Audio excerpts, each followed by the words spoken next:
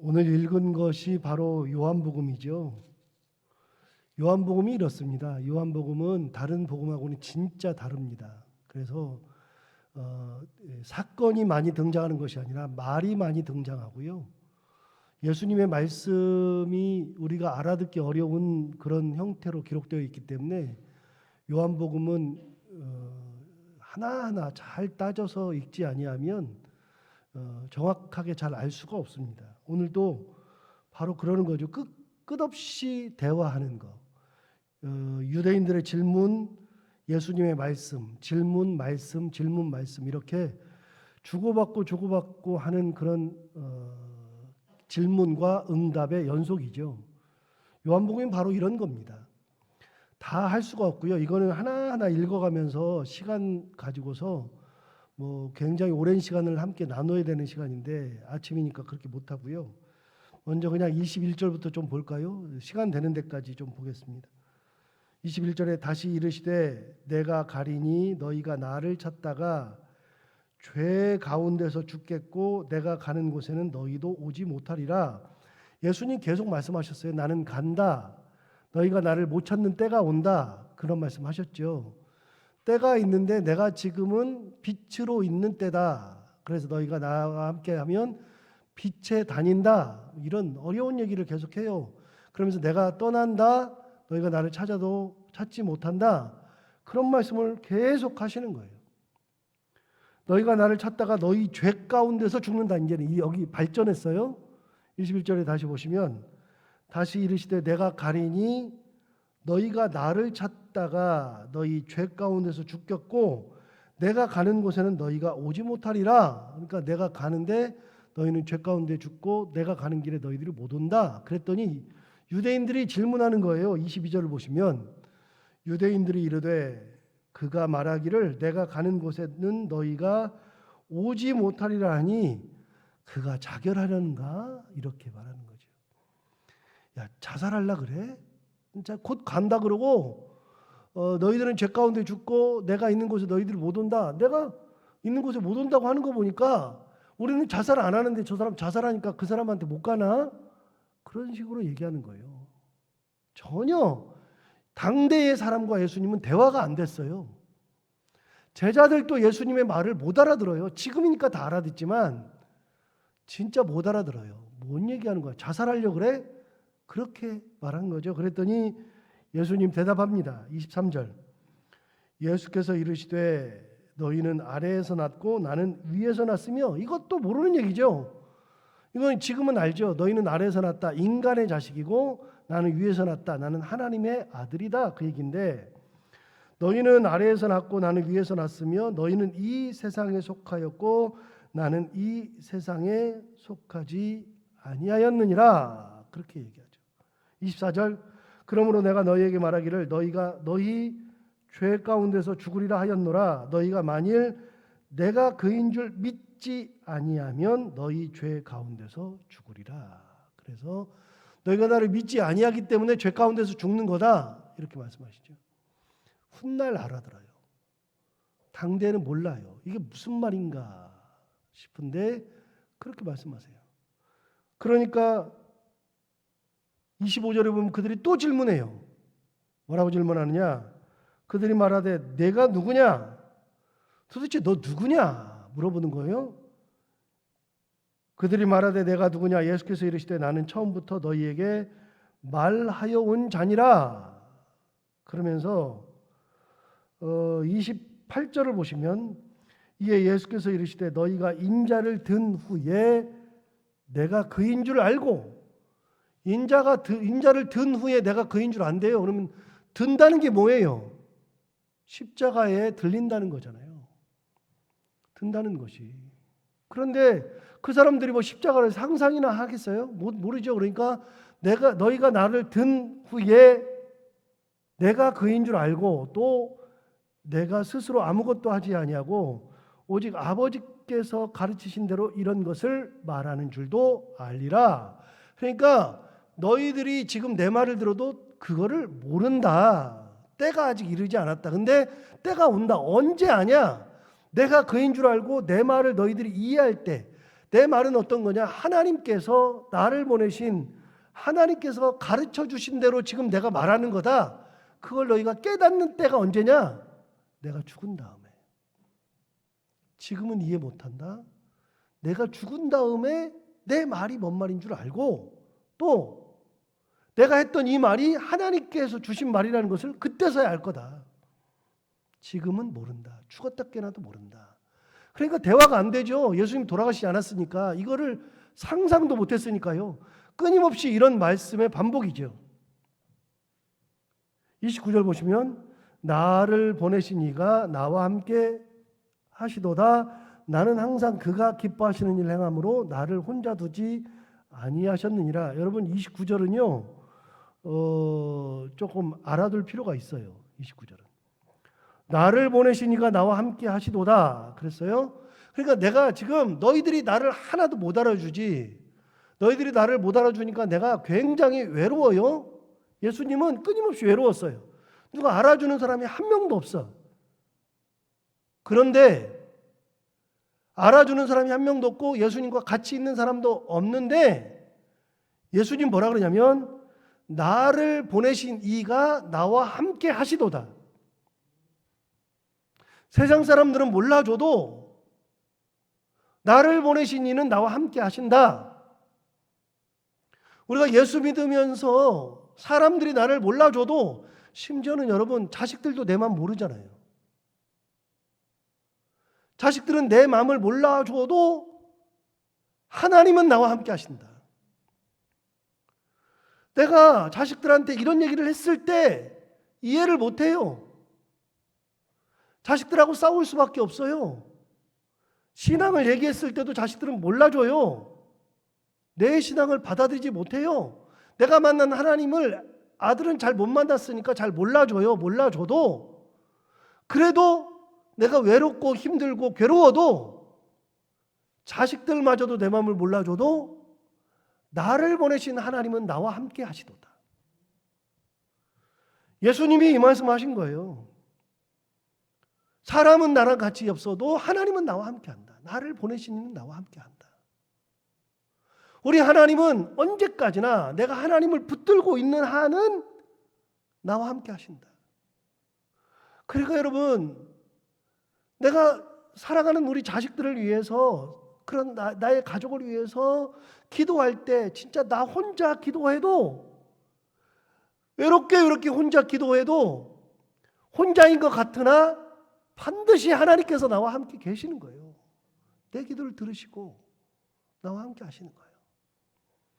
주님이 얼마나 외로워요. 공생애를 사시는 동안에 형제들이 예수님 돌아가시고 난 다음에야 자기 친형제들 4명 있다 그랬잖아요. 마태복음 13장 55절에 보면 그들의 이름이 나와 있어요. 4명. 4명의 친동생, 남동생들인데 그 동생들은 예수님 살아계실 때 단 한 번도 예수님을 이해해 본 적이 없어요. 비난, 조롱. 그런데 예수님 돌아가시고 난 다음에 그 형제들이 사도만큼 귀하게 쓰임 받았어요. 지난주 우리 그 설교를 같이 주일 예배를 드리면서 설교를 나눌 때 야고보서를 나누는데 야고보서 유다서는 예수님의 친동생이라 그랬잖아요. 친동생 야고보와 유다가 편지를 쓴 거죠. 예수님 돌아가시고 난 다음에야 형제들이 이해했어요. 형제들도 이해를 못해. 동네 사람도 이해를 못해. 주변에 있는 사람도 이해를 못해. 제자들도 이해를 못해. 유대인들은 당연히 이해를 못해. 예수님을 제대로 이해한 사람이 없어요. 없는데 예수님 뭐라 그러냐면 나를 보내신 이가 나와 함께 하시도다. 괜찮아요. 고난이 있어도 괜찮고 혼자 가는 길을 가도 괜찮고 그래도 주님은 나와 함께 하시니까. 다니엘을 봐요. 다니엘이 혼자 사자굴에 들어가는데 다니엘이 혼자 사자굴에 들어갈 때 하나님이 나와 함께 하실 거다 그랬는데 하나님이 천사를 보내서 사자 입을 막으셨잖아요. 아무도 몰라. 눈이 띄어 있지 않으면 몰라요. 모르는데 하나님께서는 다니엘의 내려가는 그곳에도 천사를 보내서 사자 입을 막으시면서 같이 계시잖아요. 아람의 왕이 엘리사를 죽이려고 군사를 보내가지고 도단성을 포위했을 때 사람들이 보니까 그 성을 포위한 그 아람의 군대가 다 보여요. 다 보이는데 그런데 천사는 안 보여요. 그런데 누구만 보느냐면 엘리사는 보잖아요. 하나님이 천사를 보내신 걸 보잖아요. 모세가 광야에서 40년 동안이나 왕궁에서 떠나가지고서 양을 치면서 살아요. 그러면서 이제는 자기는 왕자도 아니에요. 40년 동안이나 양을 치면서 늙었어요. 80세. 그 당시에 평균 수명이 72요. 강건하면 80이에요. 그러니까 죽을 때가 다 됐어. 죽을 때가 다 되어가지고 이제는 내 인생을 정리할 때지. 야, 파란만장하게 살았다. 40년 왕궁 살고 40년 광야에서 양 치면서 살고 그렇게 살았다 싶어서 이제 내 인생 끝났다 싶은데 하나님께서 떨기나무 가운데서 부르시잖아요. 떨기나무 가운데서. 혼자 안 둬요. 성경을 보면 혼자서 40년 동안 살았던 것 같은데 하나님은 한 번도 모세를 떠나본 적이 없어요. 주님 말씀하세요. 나를 보내신 이유가 나와 함께 하시도다. 제가 섬기던 목사님이 이 말씀을 그렇게 자주 외치더라고요. 그분이 맨날 하시는 말씀이 나를 보내시니까 나와 함께 하시도다. 그러면서 뭐라 하냐면 나는 항상 그가 기뻐하시는 일을 행함으로 나를 혼자 두지 아니하셨느니라. 이거를 입버릇처럼 외우세요. 갑자기 맨날. 뭔 말인지 몰랐어요, 저는. 근데 성경을 다시 보면서 보니까 예수님이 외로웠어요. 외로웠는데 나를 보내시니까 나와 함께 하시도다. 그런데 그 다음에 중요한 말을 해요. 29절 나를 보내시니까 나와 함께 하시도다. 그러면서 뭐라 그러냐면 나는 항상 그가 기뻐하시는 일을 행함으로 그가 나를 혼자 두지 아니하셨느니라. 재밌는 말을 했어요. 나는 항상 뭐 하는 일을 행했어요? 그가 기뻐하시는 일을 행하였다. 주님은 사람을 기쁘게 한 적이 없어요. 주님은 나를 만족시킨 적이 없어요. 스스로를 만족하면서 살지 않았어요. 주님은 어떤 분이냐면 나는 항상 나를 보내신 일을 기뻐하는 그분이 기뻐하시는 일을 행하였다. 그러니까 사람이 몰라줘도 괜찮아요. 여러분 진짜 사람은 몰라줘도 돼요. 그걸 어떻게 다 알아요. 심지어는 자식도 내 마음을 모르고 자식도 내 신앙을 모르는데 내가 어떻게 살았는지 말로 하지만 그 처절했던 것을 자식도 모르는데 아무도 몰라주는데 몰라줘도 괜찮아요. 내가 주님이 기뻐하시는 일을 항상 행하면 되는 거예요. 누구 기뻐하시는 일이냐? 주님 기뻐하시는 일. 나를 보내신 일을 기뻐하시는 일. 그래서 내 믿음이 있는 거예요. 저의 믿음은 뭐냐면 하나님께서 나를 지금까지 붙들고 여기까지 오셨다는 믿음. 처절하게 어떤 상황과 환경 속에서도 한 번도 좌절하지 않고 굴하지 않고 끝까지 나 하나님 붙들고 왔다는 거. 그래서 내 인생을 여기까지 이끌어 주셨다는 그 믿음이 있어서 내 자식들도 하나님께서 반드시 내가 그렇게 끝까지 붙들고 있으면 내 자식들도 하나님께서 붙들고 가시리라. 그 믿음이 있는 거예요. 저는 담임 목사로서 우리 교회에 대한 믿음이 뭐냐면요. 제가 담임 목사로서 다른 교회는 몰라요. 다른 교회는 진짜 모르는데 제가 이 교회 담임 목사로서 가지고 있는 믿음은 뭐냐면 내가 끝까지 하나님을 붙들고 있고 하나님 은혜 가운데 있으면 하나님께서 이 교회는 내가 책임지는 게 아니라 하나님께서 책임지고 인도하시리라. 내가 우리 교회를 이끌어가는 게 아니라 나는 하나님 앞에 부복하고 무릎 꿇고 하나님의 은혜 가운데만 있으면 하나님께서 이 교회를 책임지시리라. 하나님이 기뻐하시는 일만 하면 하나님께서 다 하시리라. 예수님 말씀하시잖아요. 나를 보내신 이가 나와 함께 하시도다. 나는 항상 그가 기뻐하시는 일을 행함으로 나를 혼자 두지 아니하셨느니라. 이게 주님의 말씀이에요. 하나님 나를 혼자 두지 않았다. 대단한 말씀을 하시죠. 30절 이 말씀을 하심에 많은 사람이 믿더라. 31절 그러므로 예수께서 자기를 믿은 유대인들에게 이르시되 너희가 내 말에 거하면 참으로 내 제자가 되고 진리를 알지니 진리가 너희를 자유롭게 하리라. 자, 보세요. 이 말씀을 하시니까 많은 사람들이 믿었어요. 그러니까 누구한테만 이제 또 따로 얘기하느냐면 자기를 믿은 유대인들, 예수님을 믿은 유대인들이니까 예수를 믿으니까 이제 마음껏 말씀하시는 거예요. 뭐라 그러냐면 31절 하반절에 너희가 내 말에 거하면 참으로 내 제자가 된다. 자, 제자의 조건이 나왔어요. 제자는 어떤 사람이 제자예요? 제자는 어떤 사람이냐면 예수님의 말씀에 거할 때 다른 사람의 말에 귀를 기울이고 다른 사람의 말을 따라가는 것이 아니라 예수님의 참 제자는 예수님의 말씀을 듣고 예수님의 말씀을 내 마음에 집어넣고 예수님의 말씀대로 살아가는 사람이 예수님의 참 제자. 조건이 예수님의 말씀대로 살아가는 거. 그게 제자예요. 다시요. 신앙생활은요, 교회 생활이 아니라 그랬어요. 신앙생활은 교회 생활이 아니고요. 신앙생활은 예수를 제대로 믿는 것이 신앙생활이에요.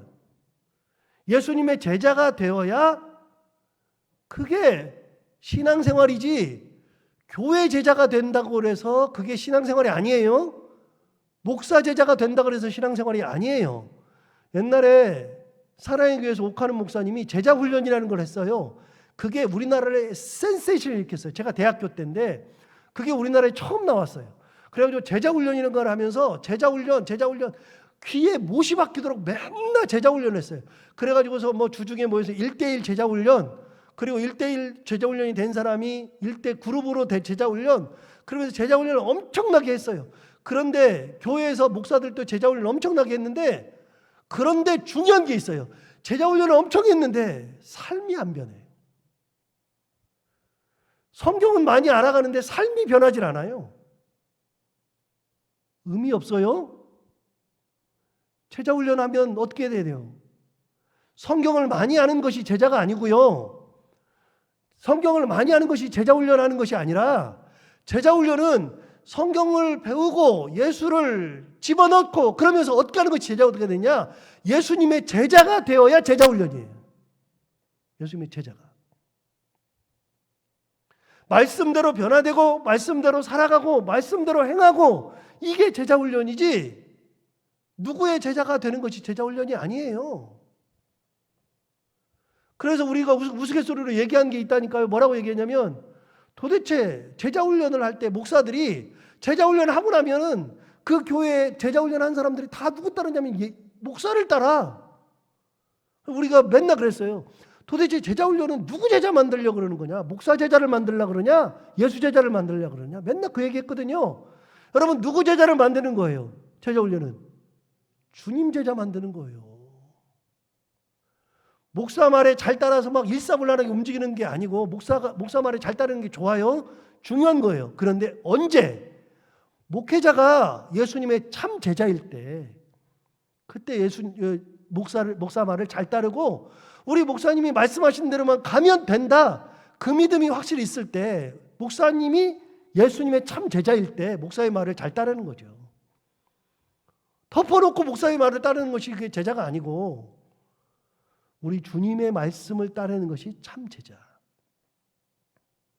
주님의 말씀이 내 안에 있는 것이 제자. 그래서 그 다음부터는요 제자훈련 말 쓰지 말자 그랬어요. 뭔 제자야. 맨날 목사 제자 만들고.